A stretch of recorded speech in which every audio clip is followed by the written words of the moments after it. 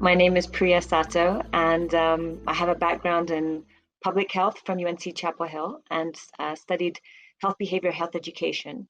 That was quite a long time ago. I've lived in East Africa for the past 21 years, and in the past 8 years have been living in Kenya.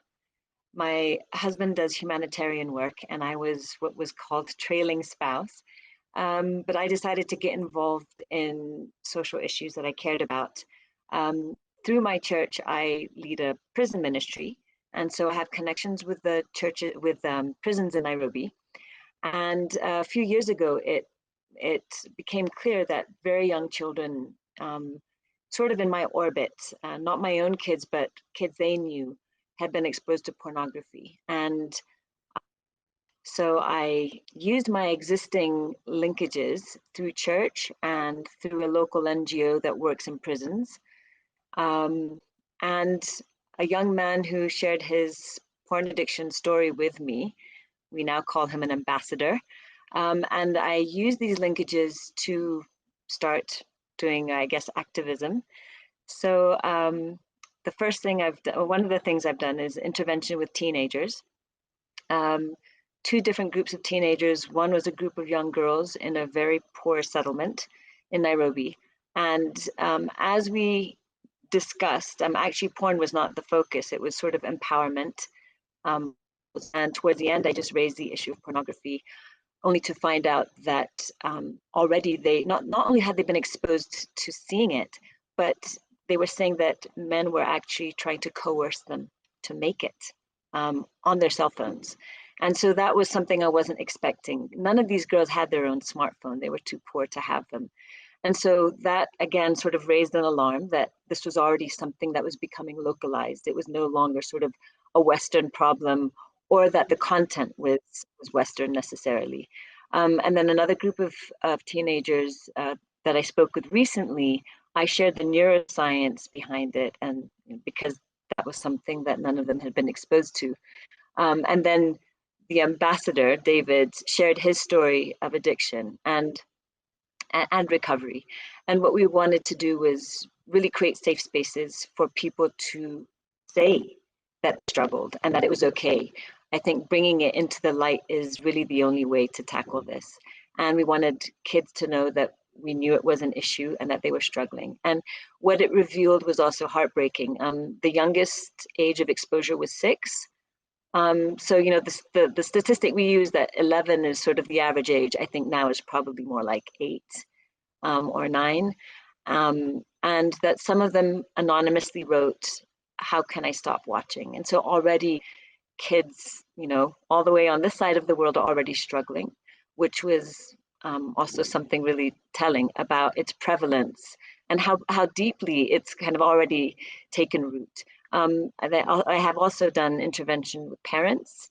That was done with 2 different sets of parents after church. And I've decided to actually approach it without any moralizing. I actually don't even bring up faith, because I feel like that can really affect how someone absorbs this information. So I focused on the neuroscience of it, which is something I've really looked into in the past 2 years. And then a friend of mine who's a social worker counselor, she spoke about how to talk to kids, because that's something we're seeing as an issue. And the final intervention we do is with inmates. Because I have connections to the prisons, I was thinking about how profoundly prevalent pornography already is here in Kenya. And I've had so many conversations with people who say it's a problem. And I thought, well, absolute abstinence is the first step to recovery. And that's amazing. In the prisons, there's no Wi-Fi. They don't have access to phones. This could be a starting place for recovery. And so we've done 2 sessions with men, and the response was huge. And we've been asked to come back, and I'm now to start a support group. We want to reframe actually the way they think about their own addictions and also how they see women. And so, there's so many different fronts that I'm trying to work on with sort of just my individual connections. Thank you. Well, you'll have more opportunity to talk about that in the questions. You've actually answered some of the questions that I've got, so thank you. So, Romina, would you like to go next? Yes, hi, thank you. Thank you. So, well, I come from a different background yet similar. I have a background in a bachelor's in psychology and then a master's in gender, society, and culture. And I'm an activist in the field because I've worked with women who have been trafficked and prostituted. And their stories actually made me realize that it wasn't what I had been conditioned back in when we saw the movie Pretty Woman. You know, I had a very total different concept of women in prostitution, and their stories told me a new, different version, a different reality, and this reality triggered in me wanting to know more, learn more actually, and what is happening, and why is everybody saying that it is a normal job when we know of all the violence and harm that actually exists in prostitution and how the sex trade works. So then I was curious and I investigated and did some research about the hypersexualization of girls and how porn is grooming young boys. And actually, Gail, as Jason, your TED talk was like a light bulb for me, because that joined the link, the connection when I was doing my research. And actually, it's true, society is being groomed by pornography. And when you realize how many young boys are watching pornography and what pornography is teaching young boys and the way they look at girls, the way they treat girls. And then on the other hand, we have young girls being groomed into just being hypersexualized and not connecting to themselves and not exploring their unique and true potential, but actually just being conditioned into the way they have to appear, losing their true concepts. So all these together triggered me into continuing and being active. I come from Malta, but I've moved to Belgium these past 2 years, and I'm still working in the field. I feel like a spider weaving webs, connecting, networking, building bridges, because this is a huge, massive industry. And we cannot target, like, for example, human trafficking and prostitution on its own without acknowledging the driving forces behind it, the underlying forces, which are the hypersexualization of girls, which is everywhere, and the porn industry. So, as I said, I connect, I network, I collaborate with different NGOs, different platforms, build projects, create and design projects, and hopefully together these come to be applied in schools, because I find a huge challenge when I approach schools. And schools are in denial. It's like the focus is more on the academic aspect and academia rather than on the realities. And our children are actually bombarded by phones, by smartphones, by social media. But we are not acknowledging this. It's like we're losing touch. We're in denial. That's what I feel, that we're in denial. I completely agree. I know. We're partying as if we live in the 1990s. Exactly. What is encouraging, though, is when I have the conversations with parents, they don't shut me off. They don't shut me down. They are curious, and I feel that when we are very honest, when we're non-judgmental, when we show compassion, when we're very empathic towards them, towards their different needs, different social behaviors, attitudes, their religion, the background, when we acknowledge all these cultural aspects and we're very sensitive, I feel that the barriers, simply go down and we can connect. And that's what I believe that we have to do. And that is what I do. I reach out to professionals, to medical doctors, to know exactly what is happening. Then I'll be able to have the conversations, because I like to call them conversations, because the more we keep them simplified, neutral, and authentic, and put in our own personal experience. I'm a mother of 2 teenagers as well, a boy and a girl. So I have these open conversations with my children. And I try to share so much knowledge and keep updated with the current, data, with the current research, because when we talk about the realities and we show the statistics, what is happening actually, then, we need to to shock. We need to shock people, because then they come more to accept the realities. Sadly, this is the truth. Sadly, this is the reality. We cannot hide it. So we have to be honest with our conversations.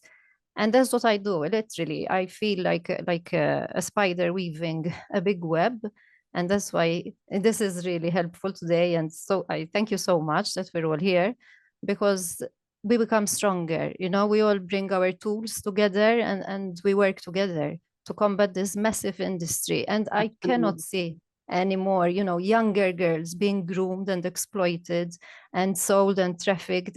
It's horrendous. And today we have the new phenomena, especially here in Europe, the lover boy method. You know, we have young girls being groomed by young pimp teenagers.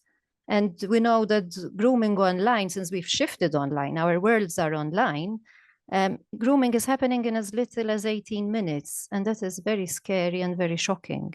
And it's not just trying to shock the parents or trying to shock the schools, but we have to be aware of the realities in order to equip ourselves, in order to have the tools, in order to enable our children to realize and recognize the harms that are actually happening around them. Thank you. Thank you. Thank you. Thank you so much. So, Olga, I've known a long time. I've been many times to Sweden. Always get worked to death when I come there. So, but always love being around everyone from Unizon. So send my best regards to them. So, Olga. I will send my best regards, and I'll send my best regards back to you, Gail. We miss you a lot here in Sweden, and I'm very honored to have been working alongside with you against pornography for a very long time now. And I'm the president of Unizon, and we are the biggest organization in Sweden, gathering 150 member organizations, women's shelters, young women's empowerment centers, and youth empowerment centers. And of course, we have done a lot of work against the pornography, but we started our a movement of resistance again 10 years ago, and scanned the whole world for methods and research and collaborations with other organizations. And because we realized that if we wanted to stop men's violence against women and young boys' violence against young girls, we of course have to resist the porn culture that we all live in. But and we faced a lot of resistance, and I will come back to that later on, I think, Gail, in the next questions, what we met, because Sweden is it's an interesting country in many ways. We're very secular. We don't have a big church that is not very influential in Sweden. We are very liberal. We have had sex educations for a long time in every school. So every young person in Sweden are faced with the sex education in schools. It's obligatory for every teacher to actually learn kids about consent. And nowadays also with a porn critical analysis. And I will also come back to that later, because we only had that curriculum since 2022. And we learned a lot from many of you watching this conference now. But what we have done the last 10 years is, alongside with doing all the preventive work that we are doing in schools, all the protection that we are doing in our shelters, all the support that we are doing in our shelters and our young women's empowerment centers, we have also screened Pornland, Gail's film, in the Swedish Parliament lots of times. We have had countless conferences. I think we had the biggest one in Sweden ever, which we call the Elephant in the Room, where we gathered experts from all over the world. And we also did a public survey which showed that 8 out of 10 of youngsters in Sweden wanted stronger legislation to limit the distribution of pornography. And we thought, okay, now we're done. This was 2020. Now we have everything. We have gathered all the research, all the experts. We have the young people saying that they want legislation, but still we have none.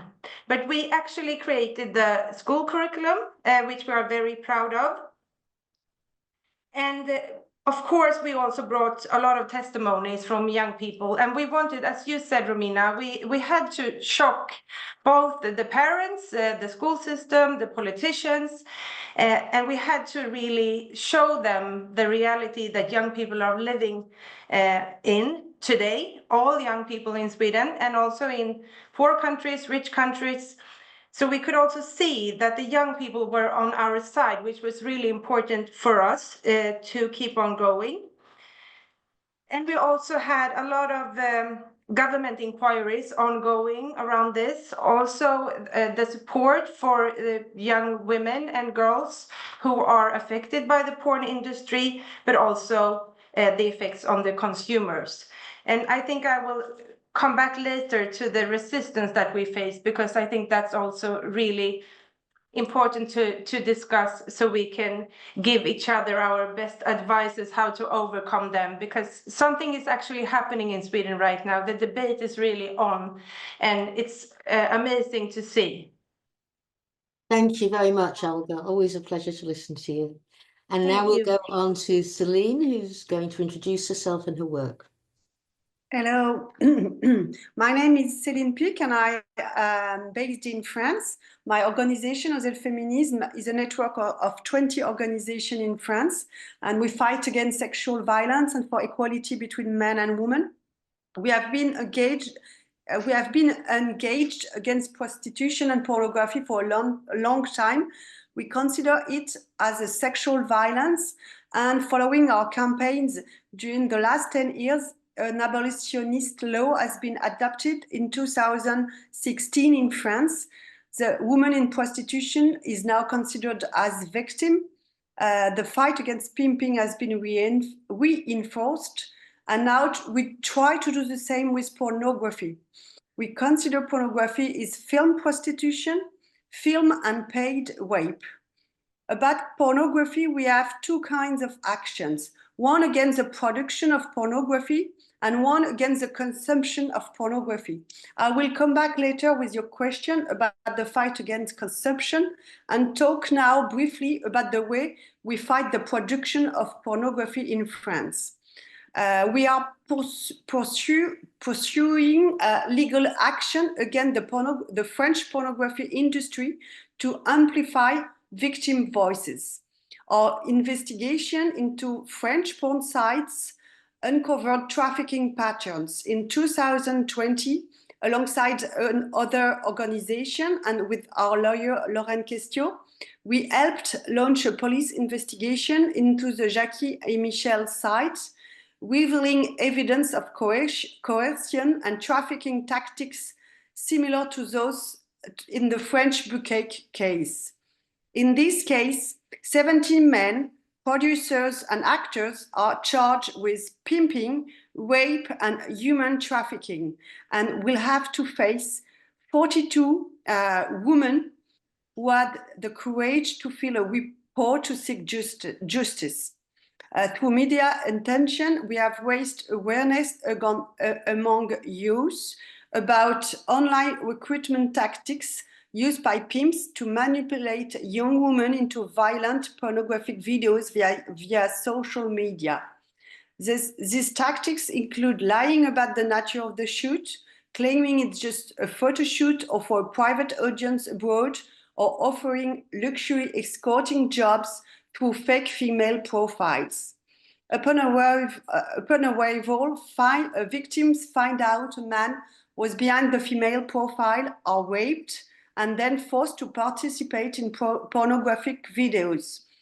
You can find on our website all the story about these trials to come. But we are currently failing to get the rape videos removed from pornography platform, or even to have them delisted on search engines like Google. In one of our recent cases, Google was held accountable for failing to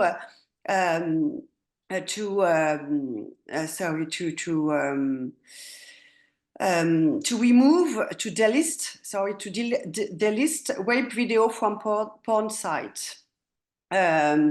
Osez le Féminisme is also a member of the Haut Conseil à l'égalité, the French watchdog for equality between women and men. As president of the Commission on Sexist and Sexual Violence, I wrote a report called Pornocriminality, Putting an End to Impunity in the Pornography Industry. This report for the French High Council for Equality on Violence in Pornography garnered significant media attention, highlighting the prevalent issues within the industry. The report highlights troubling trends, showing that rape is among the most popular categories, along with disturbing demand for so-called sleeping and surprise penetration content, acts that are also rape in French law. This report underscored how pornography perpetuates rape culture as seen in the ongoing Mazan rape trial. This trial has international significance. 51 men are being currently prosecuted for raping Gisèle Pellicot while she was drugged by her husband. Men who are accused were consumers of pornography and child pornography and justified their action, claiming they were reenacting scenes from porn, such as scenarios relating to sexual libertinism. I wrote an article into the press about the trial, noting how Dominique Pellicot, the husband, recruited the perpetrators through internet forums and how he himself consumed pornography depicting the rape of sleeping women. This illustrates in France how pornography directly fuels sexual violence in society and demonstrates the importance of protecting young people from this content. Thank you. So, I mean, you've answered a lot of the questions that we had. Mandy, would you like to come on and... So, most of you did talk about what you're doing to counter hypersexualization on youth and raising awareness. So it seems, do you feel like in your work you're getting somewhere? Are you actually managing to bring some awareness to this issue? Anyone jump in? Feel free to jump in. Yes, Olga. Yeah, I think we're getting somewhere, but you can see that everything goes in cycles somehow, because we got this school curriculum, we got the parents on our side, we got the debate going among young people, and now we gathered some politicians who actually want to do something when it comes to legislation. And then they gather all the social media platforms and all the porn companies, and they try to adopt age verification, which has also been discussed in France and in different parts of Europe. I don't know what's going on with that nowadays in the US. But then you can see that now we get this debate back where it all started again with all the liberal so-called sexologists, the so-called sex educators who say that this is empowering and we should not, this is freedom of speech, we are being called prudists and religious zealots and so on again. So we have to like start over and over and over and over again.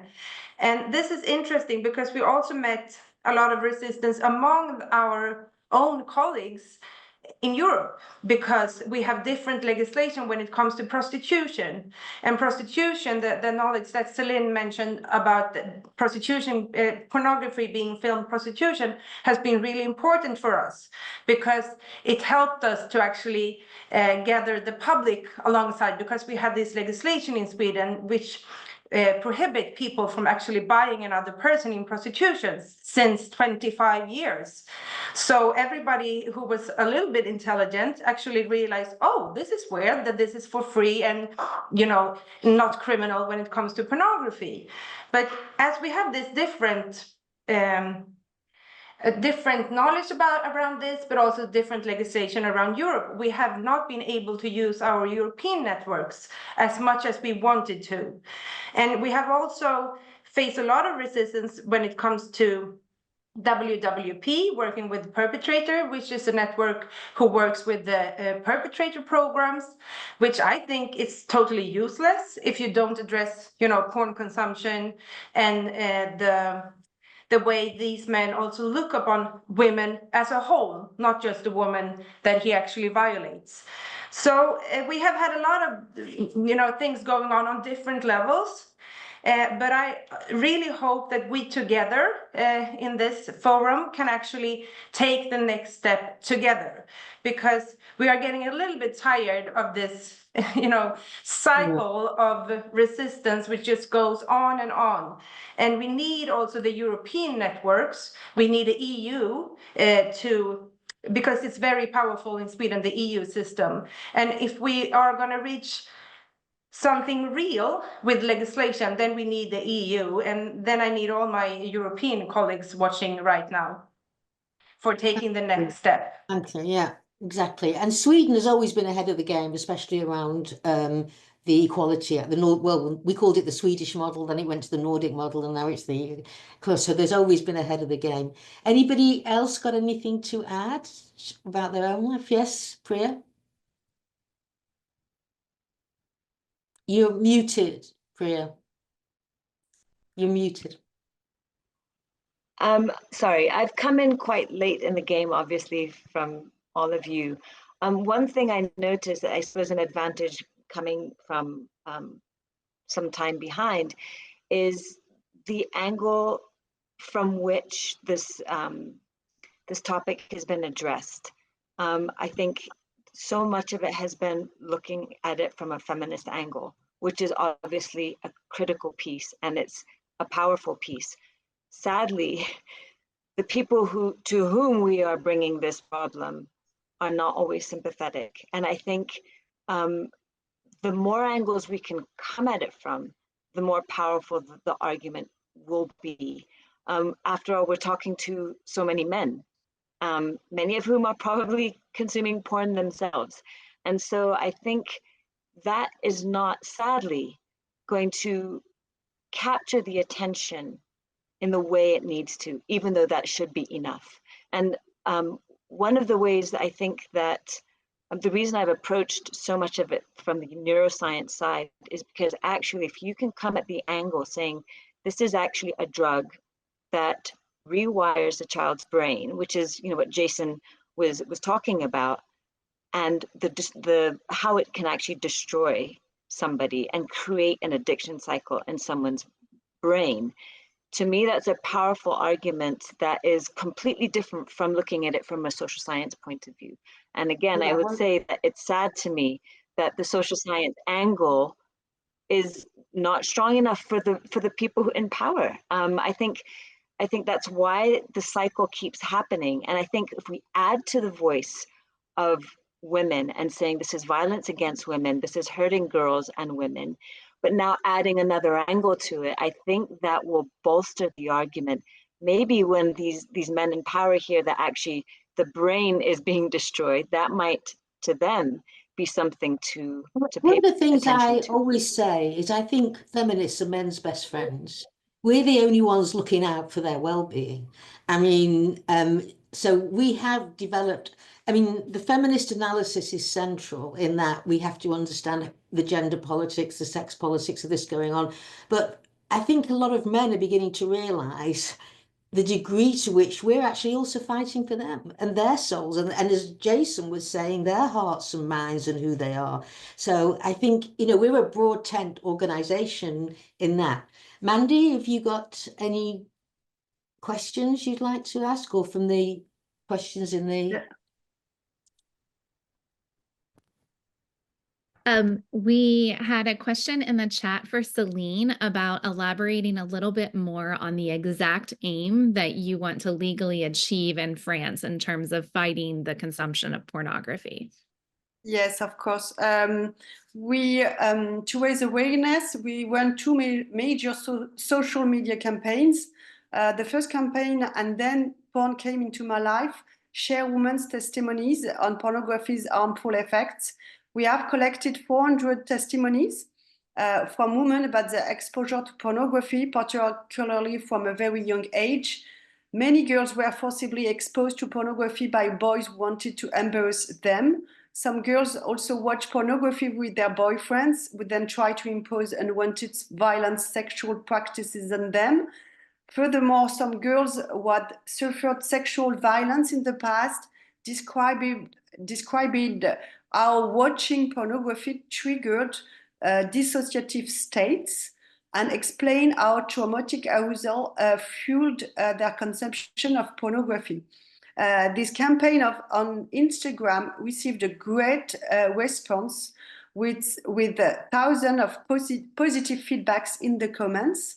Many comments said, finally, a French organization that actually acknowledged the impact of pornography, which resonates with my own experience. Another campaign, Balance ton porn, which plays on the name of the French Me Too movement, exposed the erotization of child abuse and the racism, sexism, and LGBT-phobic content in porn. Through our 100,000 follower Instagram account, we reach a wide youth audience. This is the first step, the campaigns. And on the other hand, we launch also legal action for the age verification. In France, the law prohibits minors from being exposed to pornography. However, until now, the law has not been effectively enforced, often relying solely on self-declarations from users. To fight against this, we are advocating for stronger age verification measure. In 2020, a new law was passed requiring websites to effectively verify the age of user. Pornographic sites have launched a legal battle to avoid complying with the law, appealing all the way up to the Constitutional Council. After 4 years of campaigning and legal battles, we secured a historic legal victory. And the last month, I was very happy for that. The last month, for the first time, the Court of Appeal ruled that 5 pornographic websites failing to verify the age of user had to be blocked. In the coming months, blockage could increase against sites that continue to refuse to comply with the law. And this legal battle, combined with a campaign, have shifted public opinion in France, which now recognize the importance of protecting young people over abstract freedoms. Thank you. We'd like people, have you got any questions to put in the chat for the panelists? And I would like to kind of focus on the obstacles to your specific activism in the different parts of the world, but then also kind of what we can learn from that and where we go from here. So, Olga, would you like to start with that one? Yeah, and I would just like to add on what you all been saying, that I think it's important to highlight the harms on children, because that's the only way how you can reach the politicians and also try to counter this resistance when it comes to violence against women and women's rights. But you also have to be aware that it's so easy to, you cannot forget about the baseline, that it's actually real women in these movies, actually real women being harmed. And you should never forget about that. And I don't think anybody of you will ever do that. But one of the things that has been successful for us also is taking back the language, actually try to deconstruct all these acts that the porn industry has taught us is sex. you know, the spitting, the strangulation, the choking, the rough anal sex, and all of these acts that, you know, ordinary people think is, whoa, this is awful. And then you have to like take back this language of the porn industry that and say out loud that this is not sex. You can never consent to strangulation. It's a deadly act to use towards women all over the world. You know, every 10 minutes a woman is killed, most of them by strangulation in Western countries. So you have to create a new language and actually tell it like it is. That has been really successful for us, because that's also the only language that young people understand, because they have already seen all of this. So they are not afraid. You know, it's the grown-ups like me who are afraid, who get shocked and so on. But when you pass that, then you actually realize that this is violence, and it's violence towards real people, and it affects both young people, of course, but also grown-ups in a very depressing way. So you have to combine these perspectives, and your baseline, of course, is that strangulation is violence. You know, you have to like tell it like it is, and try to get by all this empowering language that the porn industry actually is pushing in our faces and all our children's faces. So you have to almost like practice. Sorry, I forgot the word in English. You have to practice in front of your friends to say all this awful stuff. And when you realize that most people don't care about women's lives, maybe at least they will care about their children's lives. So, but you, as an activist and as a leader, you have to actually feel safe and secure to say all of these awful words. And Gail, you know this better than anybody in the world. That it makes you a bit crazy, so you need also help from your friends if you're going to do this work. You cannot do it alone. You have to like help each other out, because it's an awful reality that we are facing when we're watching all of this extreme violence against women and girls in the porn industry. I think that's often forgotten, that this is happening to real women. Yes. And now when we're talking AI and everything, you know, it's mostly real women who are being subjected to this violence acts. Absolutely. And that's part of the thrill, is that they're real women and they're not actually AI produced or that. So I think part of the, you know, our movement is also to find ways for these women to exit the industry and to support them as they exit, because they need a lot of support as they exit. Just as we find women who have exited prostitution need all that support. Because there are no other women. It's our daughters, it's ourselves, it's our moms, you know, so it's not a whore somewhere else. You know, there are no whores in this world. There are only women. Right. Well, we have a few minutes left, so maybe we can end with everyone taking just about 2 minutes to talk about where do we go from here in the advocate activism world. And Priya, could we start with you? Thanks. Yeah, I think the context in Kenya is so different from North America and Europe in terms of power dynamics, in terms of what the expectations are culturally. And so for the context here, I think the issue of really removing stigma is huge. People are still very religious. They're Muslims and Christians here. Whether or not they're practicing, but that becomes kind of a hot button issue. And so creating a space for people to just really talk about this issue. It's not on people's radar at all. And there's a huge divide between obviously the generations, and maybe more so here because there's also a big socioeconomic divide. And so you've got very vulnerable people with low socioeconomic status who may not have a smartphone, but they're still being exploited by people who do. And so that's something that I wasn't expecting to see. And so raising the awareness continually, removing the stigma, and then finding ways now, the next step is to try to engage at the government level. As a foreigner, that might be difficult, but I do think that with the people I partner with, that's something that's going to happen.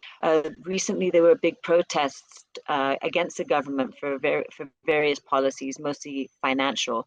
But one of the issues that came up was violence against women. They're calling it femicide, and there's been a spike in murders and killing of women just in the last 2 years. It's become particularly bad. Simultaneously, what I've noticed is, and I've asked the prison for information, maybe it's difficult to get it where you are, but I asked, has there been a change in the convictions, in the types of convictions? And what's being seen on the ground is that sexual violence and defilement have now gone up to in the top 5 convictions for men in Kenya. It used to be number 9 and 10. So again, I'm not saying there's causality, but I'm guessing if we were able to study that we would see that there's a connection between the access to pornography and the prevalence of it and the resulting violence against women. So that's another area that I think needs to be addressed. Can I add something? Yes, of course. Of course. I think that the point about the vocabulary is very interesting, because here in France, this is the fight against the words are very crucial. We try to erase the words like cinema, like actors, like consent. Also, we cannot consent on violence, and the proponents are claiming that regulating pornography infringe on rights such as freedom of expression, freedom of enterprise, or sexual autonomy. This is also the same the same words like freedom. Freedom are also used by advocacy groups on internet freedom, composed of geeks like Le Parti Pirate, the Pirate Party. This group are engaged for the free speech on internet and oppose content controls, even of violent material or child abuse. According to them, any regulation is considered as censorship.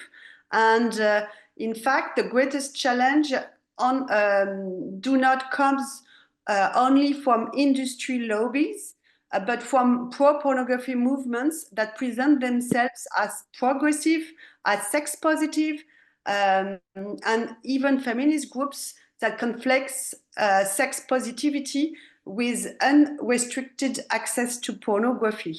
And this is actually the debate in France between the sex positive feminist and the one who thinks that pornography is a sexual violence and has harmful effects and is completely against sexual autonomy instead.